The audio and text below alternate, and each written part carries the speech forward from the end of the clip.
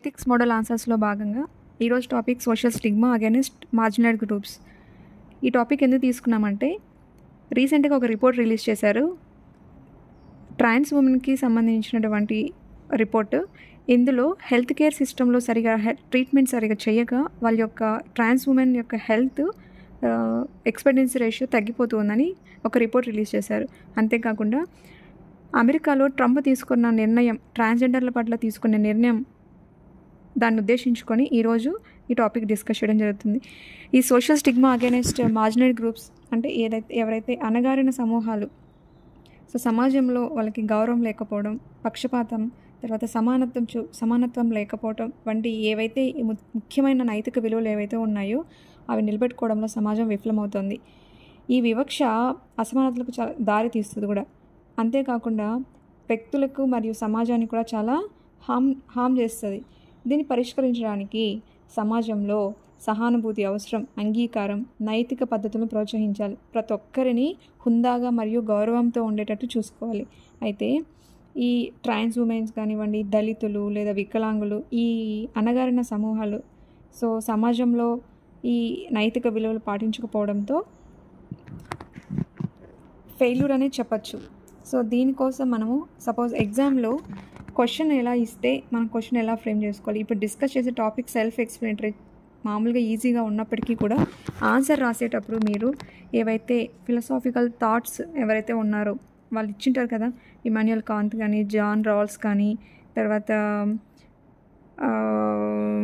John Rawls theory కానీ, Ubuntu philosophy కానీ, తర్వాత యూటిలిటేరిజం కానివ్వండి, ఉపయోగితవాదం, తర్వాత వర్చ్యూ ఎథిక్స్ కానివ్వండి, ఇవన్నీ కూడా ఆన్సర్లు జోడించి రాయడంతో ఆన్సర్ చాలా ఎఫెక్టివ్గా ఉంటుంది. సపోజ్ ఈ క్వశ్చన్ తీసుకోండి, analyse how social stigma against marginalised groups can be seen as a failure ethical values in a society. ఈ క్వశ్చన్ తీసుకుంటే ఇప్పుడు మనం డిస్కస్ చేసే ఆన్సర్ మొత్తం దీంట్లోనే ఉంటుంది.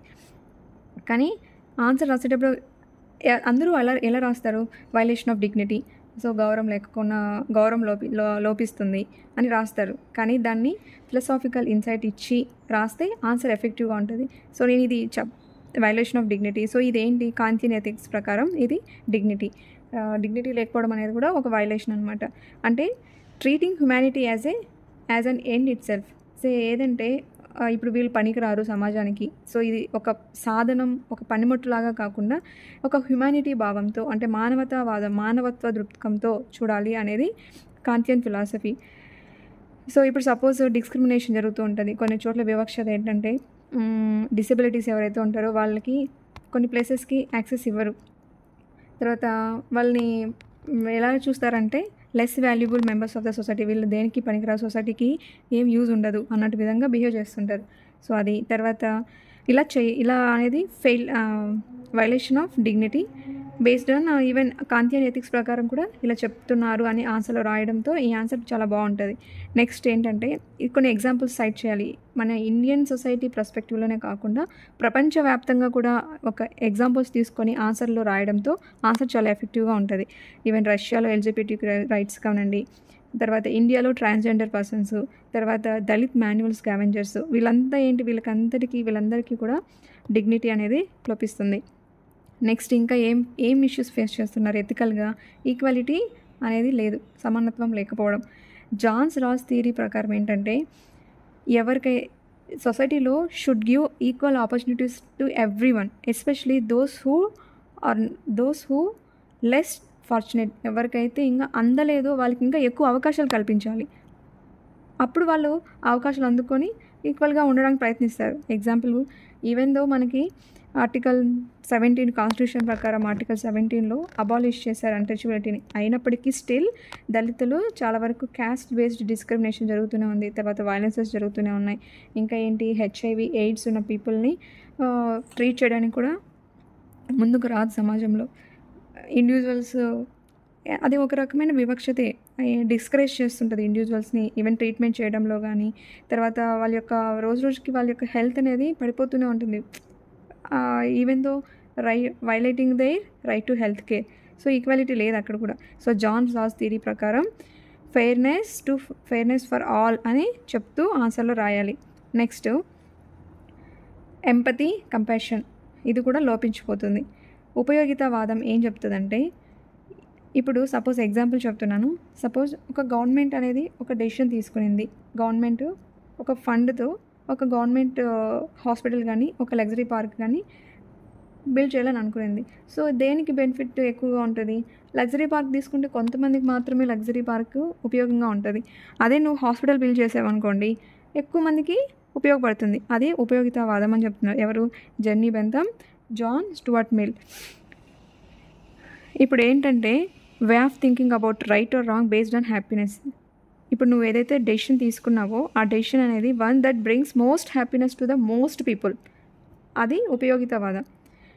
సో దానివల్ల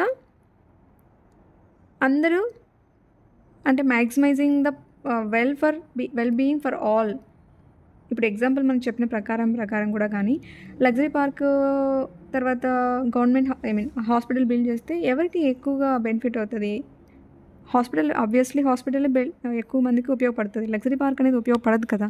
ఇంకో ఎగ్జాంపుల్ ఏంటంటే, సపోజ్ స్కూల్లో ఒక రూల్ పెట్టారు, జంక్ ఫుడ్ తినకూడదు, అందరూ హెల్తీ ఫుడ్డే తినాలి. ఈవెన్ దో జంక్ ఫుడ్ అనేది పిల్లలకి ఇష్టమైనప్పటికీ కూడా జంక్ ఫుడ్ని అవాయిడ్ చేసి హెల్తీ ఫుడ్ని ఇన్కల్కేట్ చేయడం వల్ల వాళ్ళ లాంగ్ లైఫ్ అనేది దూరంగా ఆలోచిస్తే వాళ్ళ హెల్త్ బాగుంటుంది. అంటే లాంగ్ రన్ వాళ్ళ హెల్త్ చాలా బాగుంటుంది, ఉపయోగకరంగా కూడా ఉంటుంది. కానీ ఇక్కడ పిల్లలకి హ్యాపీగా ఉంటుంది కదా, కాబట్టి జంక్ ఫుడ్ ఇస్తానంటే ఇట్స్ నాట్ రైట్. అదే అనమాట. ఇంకా ఎగ్జాంపుల్ వైజ్ చూసుకుంటే హెల్త్ కేర్ డిస్క్రిమినేషన్ జరుగుతూ ఉంటుంది, ఎస్పెషల్లీ ట్రాన్స్జెండర్స్ ఆ విషయంలో. సో ఇక్కడ ఎంపతి లేదు, కంపాషన్ లేదు, కరుణ, జాలి, దయ అవి లోపం ఉందన్నమాట. అవి లేకపోవడం. నెక్స్ట్ ఎథికల్ లీడర్షిప్ ఫెయిల్యూర్ జరుగుతుంది. కన్ఫ్యూషన్ ఎథిక్స్ ప్రకారం ఏం చెప్తారంటే, ఎక్కడైతే రోల్ మోడల్గా ఉన్న లీడర్షిప్ ఎథికల్గా లీడర్గా ఉంటారో అక్కడ సొసైటీ కంపల్సరీ, ఎస్పెషల్లీ సొసైటీలో హార్మోనీ ఎక్కువగా ఉంటుందని చెప్తారు. ఎక్కడైతే institutions fail to protect marginalised groups, అణగారిన వర్గాలు ఎవరైతే ఉన్నారో వాళ్ళని ప్రొటెక్ట్ చేయడంలో ఫెయిల్యూర్ అయినట్లయితే అది ఖచ్చితంగా break down in ethical governance అని చెప్తారు. ఇప్పుడు కొన్ని చోట్ల దళితులు కానివ్వండి, తర్వాత ట్రైబల్ కమ్యూనిటీస్ కానివ్వండి వచ్చి పోలీసుల దగ్గరికి వచ్చి కంప్లైంట్ రిజిస్టర్ చేయండి అంటే వాళ్ళు చాలా చోట్ల చేయరు, చాలా రిలక్టెడ్గా ఉంటారు, ఇగ్నోర్గా ఉంటారు. సో అది కూడా ఒక failure of ethical leadership. Next social harmony అనేది ఎరోజన్ అయిపోతుంది. ఉబంటు ఫిలాసఫీ ప్రకారం ఏంటంటే, సమాజంలో ప్రతి ఒక్కరు ఒకరి మీద ఇంకొకరు కంపల్సరీ ఆధారపడి బతుకుతున్నారు. పీపుల్ ఆర్ కనెక్టెడ్, కాబట్టి కంపల్సరీ షేరింగ్ ఉండాలి, కైండ్నెస్ ఉండాలి, కమ్యూనిటీ అనేది ఒకటి డెవలప్ చేసుకోవాలి. It's a way of thinking of life అన్నట్టు చెప్తున్నారు. ఉబంటు ఫిలాసఫీ అలా చెప్తుంది. అది లోపించితే సోషల్ హార్మోనీ కూడా తగ్గిపోతుంది అని చెప్తున్నారు. ఇప్పుడు ఎగ్జాంపుల్, నాకు ఫీవర్ వచ్చింది, నా పక్కింటి వాళ్ళు ఉన్నారు, నాకు తీసుకొచ్చి ఫుడ్ ఇవ్వడం, ఇట్స్ ఏ షేరింగ్, కైండ్నెస్ అనమాట. అలా నెక్స్ట్ హెచ్ఐవి ఎగ్జాంపుల్ చెప్తున్నా. హెచ్ఐవి కిడ్స్, హెచ్ఐవి తర్వాత ఎయిడ్స్ ఎవరైతే ఉన్నారో వాళ్ళు కొంచెం ట్రీట్మెంట్ చేసుకోవడంలో మన వంతు ఎంత వీలైతే అంత వరకు సహాయం చేయడము. తర్వాత అక్కడ ఏంటి, సోషల్ హార్మోనీ, అది వాళ్ళు కావాలని చేసుకునేదే కాదు, అది సంహవ్ అదొక ఫోబియా క్రియేట్ అయిపోయి సంహవ్ ఎట్లా వచ్చింది, ఒక రకమైన ఫోబియా క్రియేట్ అయ్యి వాళ్ళని సరిగా పట్టించుకోరనమాట. అది దానివల్ల సోషల్ హార్మోనీ అనేది మిస్ అవుతుంది. సో ఏ విధంగా మనము అడ్రస్ చేయొచ్చు ఈ సోషల్ స్టిగ్మా ఏదైతే ఉందో దాన్ని అడ్రస్ చేయడానికి ఎలాంటి త్రూ ఎథికల్ వాల్యూస్తో మనం ఎదుర్కొనవచ్చు, ఎలా మనం ప్రోత్సహించాలి. ముఖ్యంగా వాల్యూ బేస్డ్ ఎడ్యుకేషన్ ఇవ్వడం. ఇక్కడ వాల్యూ బేస్డ్ ఎడ్యుకేషన్ అందరూ రాస్తారు. మీ ఆన్సర్లో స్పెషల్గా ఉండాలంటే అరిస్టాటిల్స్ వర్చ్యూ ఎథిక్స్ ఏం చెప్తుంది, కంపల్సరీగా మోరల్ క్యారెక్టర్ వాల్యూస్ ఏవైతే ఉన్నాయో, ఎంపతి, కంపాషన్, జస్టిస్, ఇవన్నీ కూడా ఇండివిజువల్గా కానీ ఇన్స్టిట్యూషన్ పరంగా కూడా కానీ కంపల్సరీ ప్రతి ఒక్కరూ ఎంఫసైజ్ చేయాలి. ఇట్స్ ఆల్ అబౌట్ వాల్యూస్ అని చెప్తున్నారు. సో ప్రమోటింగ్ వాల్యూ ఎడ్యుకేషన్ అనేది చేయాలి. నెక్స్ట్ ఏదైనా పాలసీ తీసుకొస్తారు, ఆ పాలసీ మేకింగ్లో ఎంపతి కలిగి ఉండే విధంగా పాలసీ మేకింగ్ జరగాలి. ఎస్పెషలీ ఎవరైతే వర్నరబుల్గా ఉంటారో, అణగారిన వర్గాలు, సమూహాలు ఏవైతే ఉన్నారో వాళ్ళకి కొంచెం ఎంపతి చూపిస్తూ ఒక పాలసీ, అలాంటి పాలసీలు తీసుకురావడంతో కూడా మనం అడ్రస్ చేయొచ్చు. నెక్స్ట్ ఇన్స్టిట్యూషనల్ ఎథిక్స్ని స్ట్రెంథెన్ చేయడం. సపోజ్ ఇప్పుడు కార్పొరేట్ ఆఫీసెస్ కానివ్వండి, చాలా వరకు ఇప్పుడు ఎంప్లాయీస్ని ట్రాన్స్జెండర్గా ఉన్నటువంటి ఎంప్లాయీస్కి ఎంప్లాయ్మెంట్ కల్పిస్తున్నారు. అంతేకాకుండా గవర్నమెంట్ సెక్టార్స్లో కూడా కానివ్వండి, తమిళనాడులో పోలీస్ ఒక ప్రోగ్రామ్ పోలీస్ సెన్సిటైజేషన్ ప్రోగ్రామ్ తీసుకురావడం జరిగింది. దీనివల్ల ఏమవుతుంది, it helps reduced bias in law enforcement. అంతే కదా. నెక్స్ట్ లీడర్షిప్ అనేది కూడా రోల్ మోడల్గా ఉండాలి. గాంధీ ఎథిక్స్ ప్రకారం లీడింగ్ బై ఎన్ ఎగ్జాంపుల్, ఒక ఎగ్జాంపుల్ సెట్ చేయాలి. మనమంటే ఒక ఎగ్జాంపుల్ అనే విధంగా చూపించుకోవాలి. ఇప్పుడు ఎగ్జాంపుల్ న్యూజిలాండ్ ప్రైమ్ మినిస్టర్, ఆమె ఏం చేస్తుందంటే she's set an example of ethical governance, especially labour rights విషయంలో కానివ్వండి, తర్వాత వాళ్ళ వేజెస్ని పెంచింది, తర్వాత వాళ్ళ యొక్క పనికి సంబంధించినటువంటి ఏవైతే ఉన్నాయో దానికి వాళ్ళకి మంచి అట్మాస్ఫియర్ కల్పించింది అనమాట. అంతేకాకుండా న్యూజిలాండ్లో చర్చ్ ఇన్సిడెంట్ జరుగుతుంది, దాడులు జరుగుతాయి కదా, ఆ టైంలో ఫ్యామిలీ వాళ్ళకి ఎవరైతే బాధిత కుటుంబాలు ఉన్నాయో వాళ్ళకి సపోర్ట్గా నిలిచింది. అంతేకాకుండా ఫ్రీ ఎడ్యుకేషన్ కల్పించింది. కోవిడ్ టైంలో కూడా మోటివేట్ చేసింది సోషల్ హార్మోనీని ఎంత ఎఫెక్టివ్గా చేయాలని. ఆమె ఒక leading to set an example. Even మనకి ఎవరు ఎగ్జాంపుల్ మనకి మైండ్లో ఉంటే ఆ ఎగ్జాంపుల్ రాయండి. Not only in India, everywhere, ప్రపంచవ్యాప్తంగా కూడా తీసుకొని మీరు ఆన్సర్లో సైట్ చేస్తే ఈ బెటర్గా ఉంటుంది ఆన్సర్. తర్వాత కమ్యూనిటీ ఎంగేజ్మెంట్ కూడా జరగాలి. ఇప్పుడు గ్రాస్ రూట్ లెవెల్లో కూడా గ్రామాల దగ్గర నుంచి పల్లెలు పట్టణాల దగ్గర నుంచి అన్ని లెవెల్స్లోనూ టైర్ 1, టైర్ 2, టైర్ 3 ఎవ్రీవేర్ ఒక ఎస్టాబ్లిష్మెంట్ అనేది జరగాలి. ఎలా? కమ్యూనిటీ ఎంగేజ్మెంట్ జరగాలి. ఈవెన్ దళిత్ లెడ్ ఇనిషియేటివ్ తీసుకురావాలి, ఎడ్యుకేషన్ ఎంపవర్మెంట్ చేయాలి, లోయర్ క్యాస్ట్ కమ్యూనిటీస్లో ప్రమోట్ చేయాలి.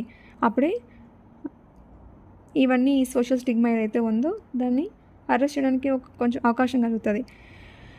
Okay, this is all about. ఇంకా ఇదేంటి, ఇట్స్ రిఫ్లెక్ట్స్ ఏ కన్క్లూజన్కి వస్తే stigma against marginal communities reflects a global failure, moral failure. So ఏదైతే ఎథికల్ ప్రిన్సిపల్స్ ఉన్నాయో, డిగ్నిటీ కానివ్వండి, ఈక్వాలిటీ కానివ్వండి, జస్టిస్ కానివ్వండి, ఇవన్నీ కూడా అడ్రస్ చేయాలంటే కంపల్సరీ ఇన్స్టిట్యూషనల్ రిఫార్మ్స్ రావాలి, ఎడ్యుకేషన్ అవేర్నెస్ తీసుకురావాలి, మోరల్ లీడర్షిప్ అనేది ఉండాలి, సోషల్ రెస్పాన్సిబిలిటీ అనేది కూడా ఉండాలి. So social responsibility in communities especially fostering empathy and unity, ఈ విధంగా ఆన్సర్ రాయాలి.